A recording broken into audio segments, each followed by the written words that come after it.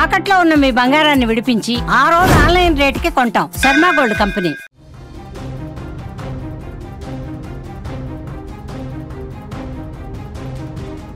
నైరుతి బంగాళాఖాతంలో కొనసాగుతున్న అల్పపీడన ప్రభావంతో ఆంధ్రప్రదేశ్లో వాతావరణ పరిస్థితులు మరోసారి మారాయి. ఇటీవల తుఫాను ప్రభావంతో రాష్ట్రం అధిక నష్టం చవిచూస్తున్న పరిస్థితులలో తిరిగి ఇప్పుడు వర్షాల హెచ్చరిక రావడంతో అధికార యంత్రాంగం అప్రమత్తమైంది. వాతావరణ శాఖ ప్రకటన ప్రకారం రాబోయేటువంటి 24 గంటల నుంచి 36 గంటలలో పలు జిల్లాలలో వర్షాలు పడేటువంటి అవకాశాలు ఎక్కువగా కనిపిస్తున్నాయి. మరోపక్క నైరుతి బంగాళాఖాతంలోని అల్పపీడనం ప్రస్తుతానికి నెమ్మదిగా బలపడుతూ శ్రీలంక తీరానికి సమీపంగా ఉందని రాష్ట్ర విపత్తుల నిర్వహణ సంస్థ తెలిపింది. దీని ప్రభావంతో నెల్లూరు, తిరుపతి జిల్లాలలో మోస్తారు వర్షాలు కురుస్తున్నాయి. వీటితో పాటుగా గాలుల వేగం గంటకు 35 నుంచి 55 కిలోమీటర్ల వరకు నమోదవుతుందని హెచ్చరించారు. ఈ జిల్లాలలో ఇప్పటికే కురిసిన వర్షాలతో చాలా ప్రాంతాలలో వర్షపు నీరు నిలిచింది.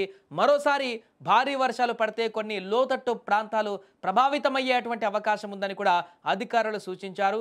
ఇక ప్రకాశం కానీ అనంతపురం, అన్నమయ్య, కడప, శంకరంపేట, శ్రీ సత్యసాయి, చిత్తూరు జిల్లాలలో తేలికపాటి నుంచి మోస్తారు వర్షాలు కురవవచ్చని కూడా అధికారులు చెప్పారు.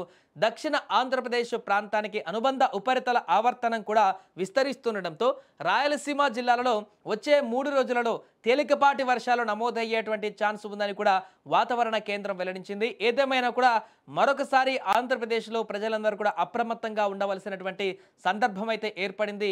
వరుసగా వస్తున్నటువంటి ఈ యొక్క వర్షాల ప్రభావం అనేటివి అక్కడ స్థానికంగా రైతులను తీవ్ర ఇబ్బందికరమైనటువంటి పరిస్థితుల్లోకి నెట్టేస్తున్నాయి. ముఖ్యంగా నెల్లూరులో అధిక వర్షపాతం నమోదవుతున్నట్టుగా కనపడుతుంది. ఈ యొక్క నైరుతి ప్రభావంతో ప్రస్తుతం ఏర్పడినటువంటి వర్షభావ పరిస్థితులతోటి నైరుతి నెల్లూరు అదేవిధంగా చిత్తూరు జిల్లాలలో ఎక్కువ తిరుపతి ప్రాంతాలలో కూడా దీని ప్రభావం ఎక్కువగా కనిపించేటువంటి అవకాశం ఉంది.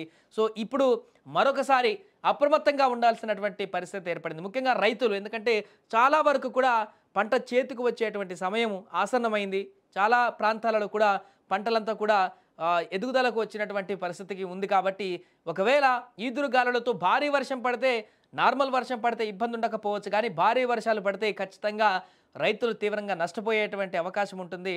అలాగే చాలా మార్కెట్ యార్డులకు కూడా పండించినటువంటి పత్తి కానీ ఇతరత్ర పంటలకు సంబంధించినవన్నీ కూడా తీసుకువచ్చినట్టుగా కనపడుతుంది. అక్కడ కూడా జాగ్రత్తలు వహించాల్సిన అవసరం అయితే ఏర్పడింది రైతులందరూ కూడా. ఏదేమైనా మరొకసారి వాతావరణ శాఖ ఇచ్చినటువంటి హెచ్చరికల ప్రకారం అయితే ఆంధ్రప్రదేశ్లో ఉన్నటువంటి కొన్ని జిల్లాలలో దీని ప్రభావం అధికంగా కనిపించేటువంటి అవకాశం ఉంది. అక్కడున్నటువంటి ప్రజలు కొంత జాగ్రత్త వహిస్తూ, అంటే ఈ వర్షం నుంచి ఎలాంటి వర్షభావ పరిస్థితుల నుంచి తప్పించుకోవచ్చు, అంటే ఆస్తి నష్టం నుంచి ప్రధానంగా ఏ విధంగా ముందుకు వెళ్ళొచ్చు అనేది కూడా చెప్తున్నారు. ఏదేమైనా మరొక వైపు చలి తీవ్రత కూడా పెరిగిపోతుంది. విపరీతంగా చలి కూడా రోజు రోజుకు పెరుగుతుంది. ఈదురుగాలులు కూడా వీస్తున్నాయి, చల్లటి గాలులు. కాబట్టి దానికి తోడు ఈ వర్షం కూడా వస్తే మరింత వాతావరణ పరిస్థితులు, అంటే హెల్త్కి సంబంధించినటువంటి ఇష్యూస్ కూడా వచ్చేటువంటి అవకాశం ఉంటుంది. కాబట్టి కొంత జాగ్రత్త వహించాలి ప్రజలంటూ కూడా నిపుణులు చెప్తున్నారు.